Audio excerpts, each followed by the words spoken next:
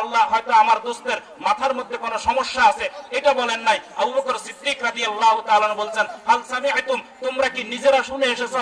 আমার দোস্ত নিজের মুখে বলতেছে, তোমরা নিজের কানে শুনেছো কিনা, নিজের চোখে দেখেছো কিনা? তোমরা যদি দেখে আসো, শুনে আসো। আবু বকর সিদ্দিক রাদিয়াল্লাহু তাআলা এবার এমন এক কথা বললেন, জাদিরুন বিআন ইউক্তাবা বিমা ইসহাবি, স্বর্ণের কালি দিয়ে ইতিহাসের পাতা এখনো লিপিবদ্ধ আছে। আবু বকর সিদ্দিক এই কথা বলেন নাই, হ্যাঁ এটা তো আসলে সম্ভব না, 1 মাস লাগার কথা, 1 মাসের রাস্তা কিভাবে অতিক্রম করে, এগুলো হিসাব কিতাব না করে আবু বকর সিদ্দিক রাদিয়াল্লাহু তাআলা বলেন, শুনে রাখো মক্কার কাফেররা, তোমরা এসেছো আমার মুখ থেকে আমার নবী আকায়ে মাদানী তাজদারে মদিনা মুহাম্মদ মুস্তাফা সাল্লাল্লাহু আলাইহি ওয়াসাল্লামের বিরুদ্ধে কোন শব্দ বের করার জন্য।